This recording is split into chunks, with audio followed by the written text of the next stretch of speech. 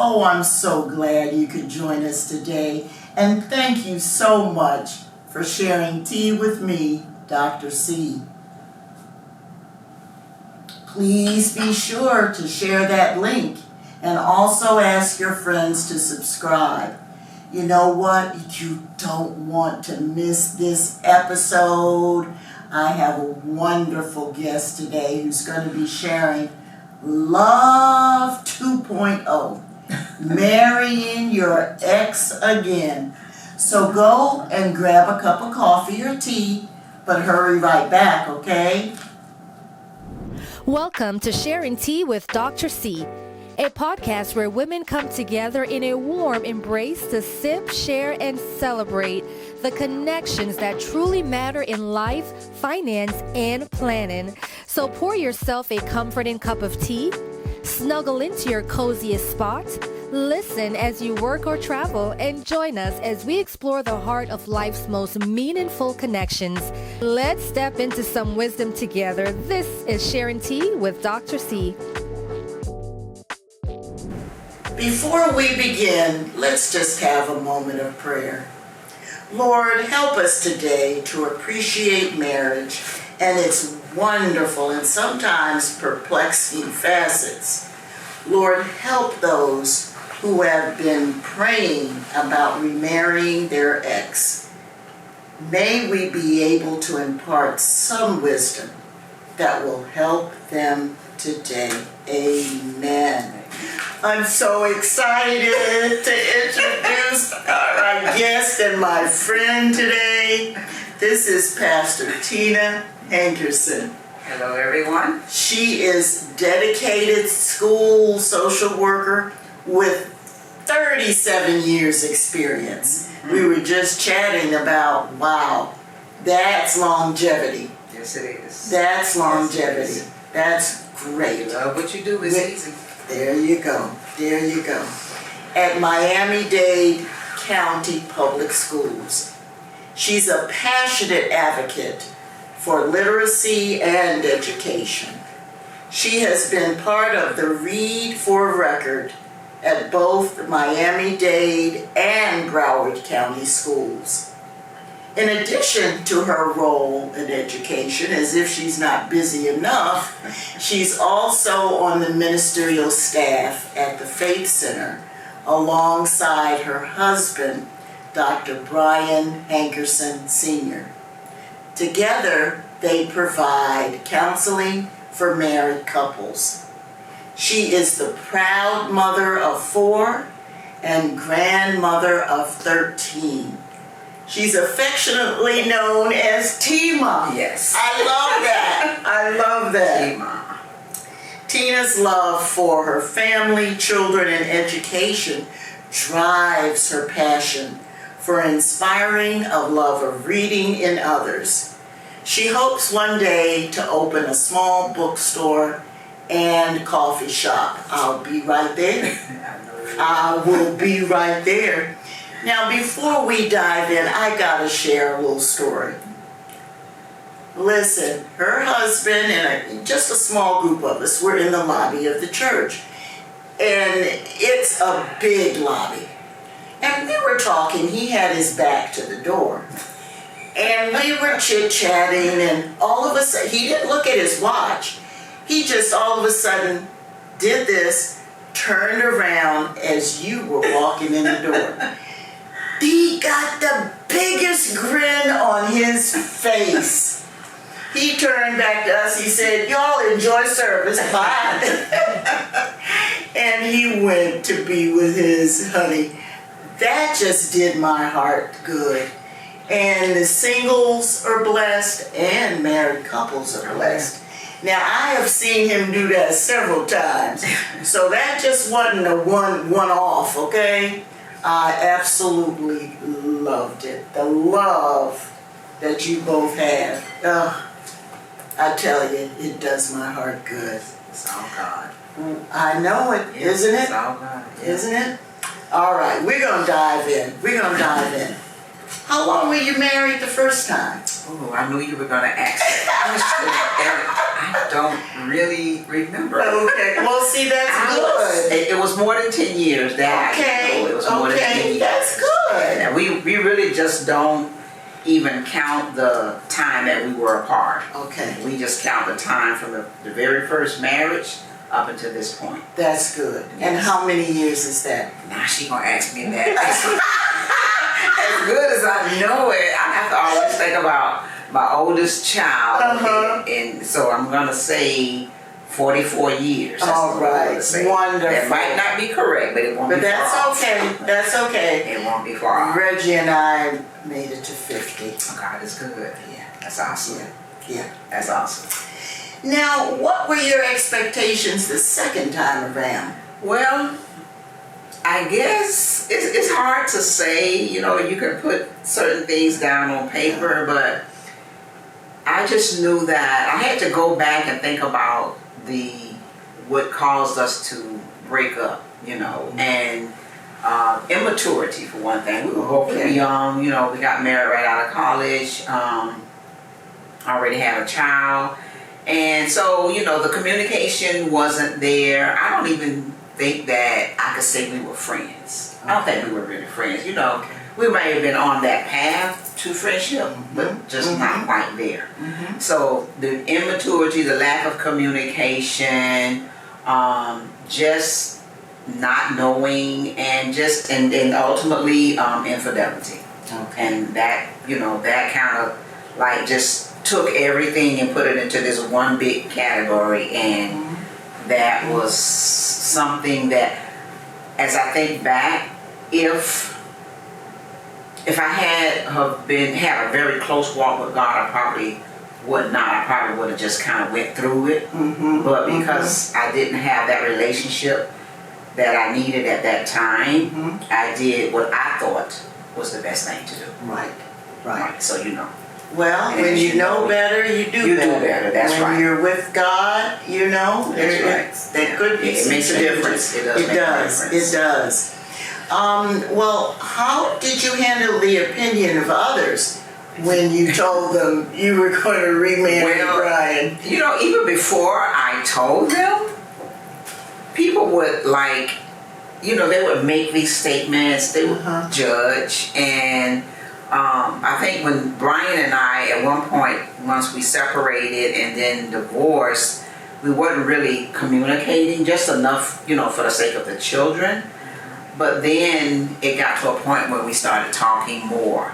And, you know, he was dealing with some stuff, I was dealing with some stuff. And so we just come together and just be talking like you and I talking. And I remember saying to myself one day, well, this is really weird and crazy. People would think that that lost my mind or something. Because we're talking like we should have been talking early on. Right. So at that time, a friendship was developing. However, I wasn't really aware of that, but that's what was happening. It was developing, and we would be calling each other, you know, what do you think about this? You know, I'm thinking about doing this. What do you think? You know, and it just, one thing just kind of led to the other. Now, mind you, at this time, while we developing this friendship, he's married.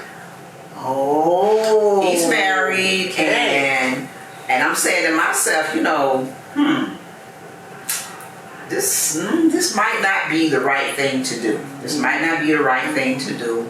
But I knew that I would respect the marriage, regardless of whether I agreed with it or not. I knew I would respect it. Right. And so people would tell me, girl, you're crazy. If I were you, I wouldn't do this, I wouldn't do that. But you know, you have to get to that point where you realize that, you know, that's people's opinion. They're not you. They're not you. We're quick to say what we would or would not do, but we're not in any given situation. And then if we're presented with that, we do something totally different. That's right. So I had to get to that point where I just allowed people's opinions to be just that, their opinions. Good. But it could not dictate what I was going to do or what I wasn't going to do. So, and that took some time, but I had to get there. And so I had to learn, even as a result of that, to start seeking God's direction and not man's. Because we have a tendency when we're going through something, the first thing we want to do is pick up the phone and call our girlfriends or our family member when we really should be following our needs. We want validation on what we're, we should be consulting God. Yeah.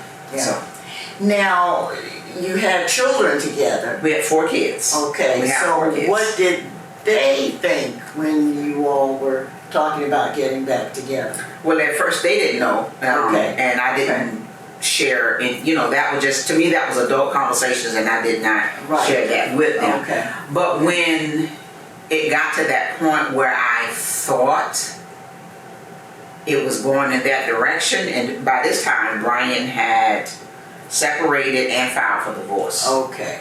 And so, at that point, I think I started saying little things to them, but I think they started putting things together because they were seeing more of him. He was coming by, we would maybe do things together, or we would, you drop him off the day I pick him up, stuff like that. Stuff that we had never really agreed upon early on. And so the 2 oldest ones, I'm sure, was seeing the difference. And so they were putting things together as kids can do. And so when I did finally, we sat down with them and told them, that this is what we were, trying to do. And it's hard to tell with kids because, they're initially happy to see mom and dad get back together. Right. But, sometimes there are some questions there that they may not feel comfortable enough to ask. So we did see some differences in their attitudes after we remarried, because it was almost like I think it might have been some type of fear. Right. Because that's natural. based on what they went through when we broke up, they were very devastated and they were hurt. And so I would understand the doubt and not wanting to trust the situation. So, but we shared what we felt like we needed to share at that time. Yeah, good. So, good. Yeah. And they overcame that. They did. Yeah, they did. So what changed between? It sounds like there was trust, communication. What else changed that made you want to remarry him? My relationship with Christ greatly improved. Okay. His relationship with Christ greatly improved. And I really had started journaling more. I used to journal, when I was a younger girl, and then I kind of got away from it, but I got back into journaling and back into reading as a result of the breakup because I needed something to occupy my time. I needed a way to have a release. And so journaling for me was so therapeutic that I would journal just everything, and that was my way of talking to God and asking him questions and Lord, what should I do? Or, That's good. That's good. So I did that. We grew as a result of what all we went through, individually as a result of the breakup. It you could really only grow. You had to grow. You didn't really have a choice. And so you could either be bitter or you could be forgiving and move on. And so I was forgiving. I sat down, I thought about it one day. I said, it could have been me and not him. And I would want the same forgiveness. And so I started thinking, I said, things just don't just happen. There was some contributions on both ends towards that breakup. And so once I realized that I'm not perfect. There were some things that I probably could have done differently, some ways I could have spoke differently, So I just started thinking about those things and started praying and asking God to change me. Not necessarily change me so that we can get back together, but change me to be the person that He created me to be. And so that was very important because I knew that my walk with Christ had to change. It had to be something different and stronger. And so in order to do that, I had to really just get into the Word and really just, work on that relationship with Christ. I like that.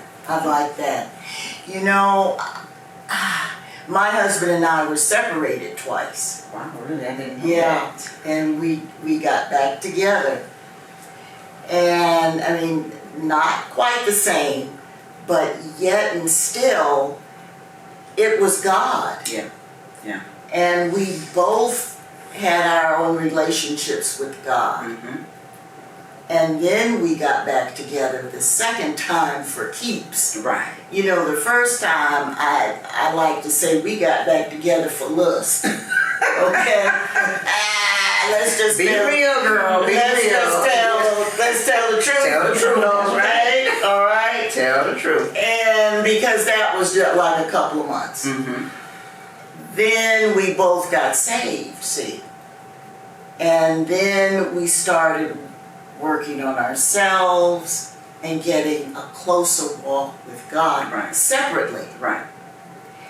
And then about 10 months later, we started talking, and I said, something different about him, okay? Right. You recognize it. You do. Yes. You do. And I said, well, now, I don't know. Is this real? Did you ever think that? Oh, Is this real? Oh, yeah. You're going to question it. I would question it because when you've gone through that type of pain, because divorce is like death. Yeah. It's like death. When the Psalm 23 said, though I walk through the valley of shadow of death, yeah, you're in that shadow of death, and you can't see no light at the end. You can't see it. Okay. Because that type of pain, it's hard to come back from that. That's right. It's really hard. You almost wish for death.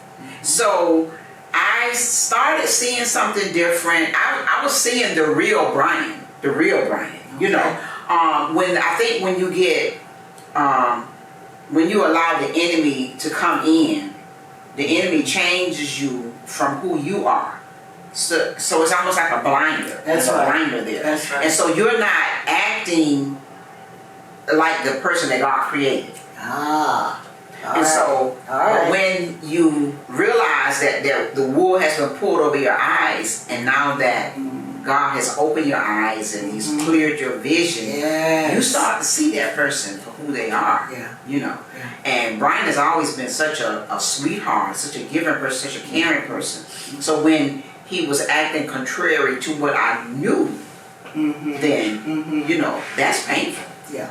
Yeah. That's painful. So you have to kind of, you know, and in order to understand that, in order to see that, you yourself got to realize that, you know, you're not perfect. Yeah. You have some faults too. Yeah. So Yeah. I started asking God to work on me. Work on me. Let me realize that I am Tina, and I'm not defined by who my husband is or who my husband was, and I'm not defined by how many children that I have. That's right. I'm defined by my Father.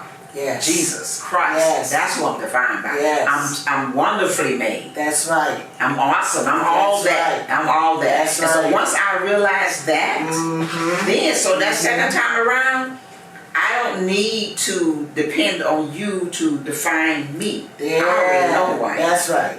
That's I know who right. I am, and I know That's whose right. I am. Yeah. Yeah. Yeah. So Yeah. it helped. I'm telling you, it's almost like, as painful as it was, we needed to go through it. Yeah. We needed to go through it to be who we are today. Yeah. To be able to Yeah. help whoever God places in our path, whoever He placed before us. You know, I can't help you if I haven't been through that test. That's right.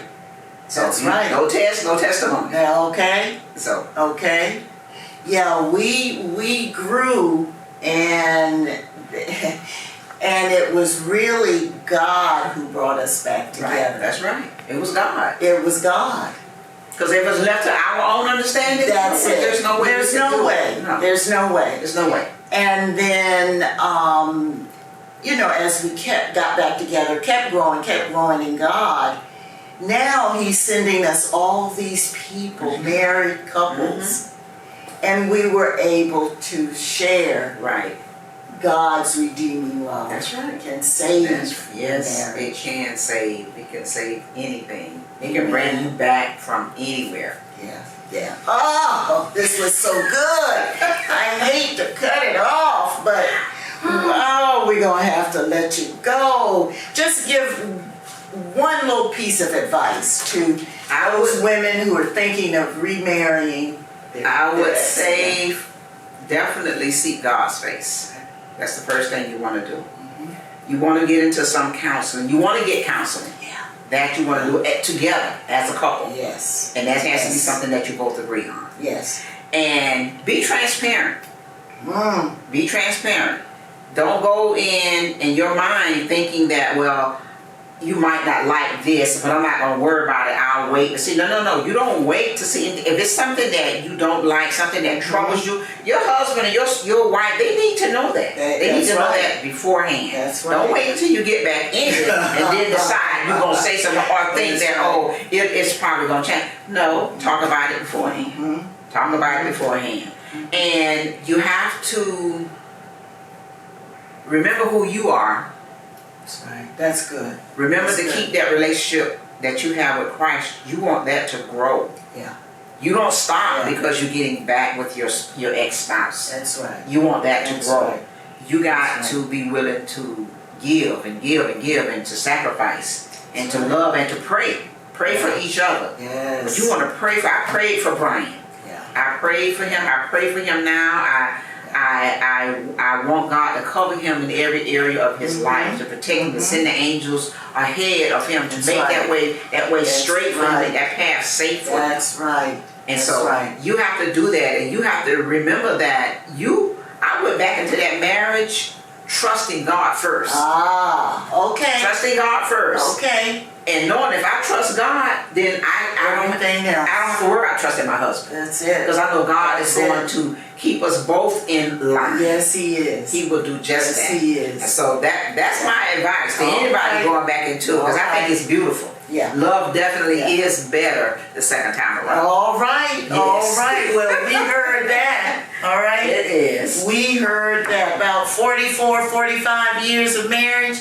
Now, she can tell us a few things, all right? So I can't thank you enough. Oh, thank you. This was wonderful. Awesome. This was awesome. You were great. I just Well, want to thank you. salute and toast Yes. To you, to us, you. to marriage. Yes. And thank you for sharing tea with us today. And you know what? Leave us a comment. We would love to hear from you. And share that link. All right. Bye-bye. See you in a few weeks. Oh.